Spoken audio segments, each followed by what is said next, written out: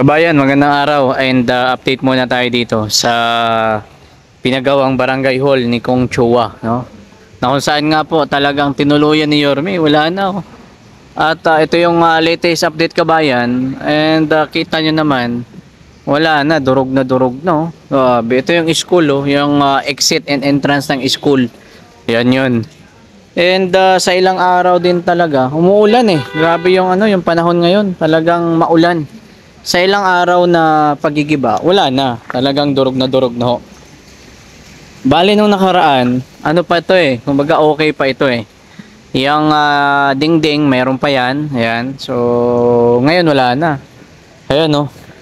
So, dito kabayan, wala na rin. Actually, dito sa gilid, ano ito dito eh. Yung school to eh. Ayan. Ito yung gate ng school. Ayan, kita nyo naman, di ba? Ito yung school. Ayan, kawawa nga eh. Talagang dinikitan kabayan eh. Kasi ninyo naman no. Dito yan. Ito lang yung ito ano na to, gate na ito ng school. And maraming ang tinamaan eh. May mga nabasag na sa school oh. May mga nabasag na mga poste ng school oh. Syempre talagang laki ng perwisyon nitong na to. Itong building na ito na pinagawa dito sa bangkita. Ito papakita ko sa inyo yung loob niyan. Kasi dati nung yung bagong gawa, kasi bagong gawa kasi ito eh, sa dulo. Nung bagong gawa kasi ito kabayan, ito eh, kumbaga maganda din, talagang ginastusan eh. Ilang milyon po kasi ito kabayan eh. Pero bagong gawa, bagong giba. Actually, ito, 4th floor at ito yung latest update. Akyat tayo dyan para makita po ninyo. Akyatin natin. So ngayon di sila gumagamit ng mga makina na kung ano man, kumbaga mano-mano lang. And lang sila, nag-break time. Bale ito yung second floor. Yan, kita niyo naman durog na. Pero ang sabi ko sa amin ng isa sa mga nagli-lead po dito na kung saan pagka na nila yung yung third floor nito kasi nabaklas na nila yung yung second floor eh. I mean yung yung fourth floor. So pag nabaklas na nila yung third floor, yung second floor, kumbaga babaklasin na ng makina. Ayan, dito kabayan, third floor na ito. So, sinsya na. Nahingal kasi ako kasi medyo mataas din eh.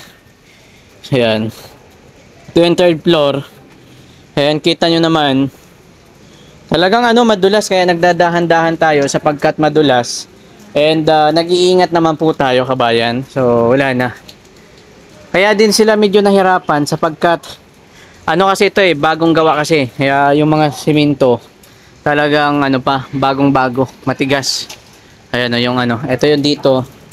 Dito yung kabayan, dito yung tawag nito. Third floor na ito eh. Kaya pag nabaklas nila itong taas, yan. So pag nabaklas nila itong dito, kumbaga hahayaan na ito sa makina. Imamakina na nila ito. Ngayon kasi hindi sila gumagamit ng anumang mga di kuryente para hindi nga delikado kasi pagka ginamitan nila ng ganon. Kaya ngayon kita nyo naman kabayan hanggang dulo na oh. Wasak na yung hanggang dulo kabayan, wasak na po. Dito sa pinakadulo pakita ko sa inyo. Wasak na.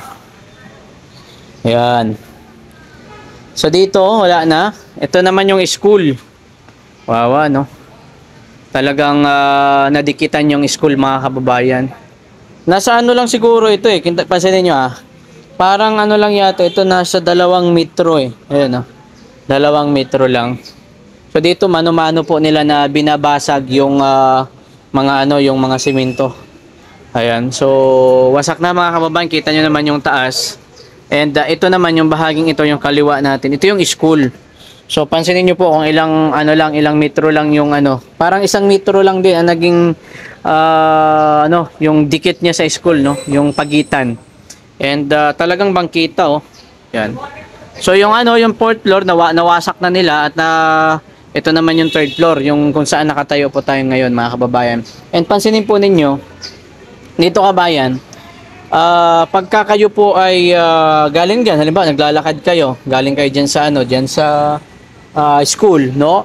So dadaan talaga kayo diyan sa may kalsada mismo. Ito yung kalsada mismo eh. Sapagkat yung bangkita nandito ito eh. So mahirap mga kababayan. So kita nyo naman oh, basag na po. So okay naman kasi yung pagbasag po nila, nilagyan po nila ng ito, yan, itong mga cover para nga yung kabataan hindi tamaan ng alikabok. Pero ngayon naman okay kasi kahit papaano hindi po sila masyadong naaalikabukan dahil nga syempre basa yung simento ay hindi masyadong magkakaroon po ng malakas na pag-aalikabok. Kabayan, pansinin niyo ito yung school oh. So maraming yung school, maraming mga kabataan talaga, mga pasaway din eh. Yan, pansinin niyo po. Bangkita talaga. Ito yung bangkita eh. Yan, school. Ayan. Ganon yun, kuya. Yan sila sir. Sila yung dito naggagawa, kabayan. Natakot ba? Natakot umakyat? Kaya nga mahina tuhod nun eh. Kabayan. Ayan. So third floor po ito, kabayan. And fourth floor, itong taas, last na ito.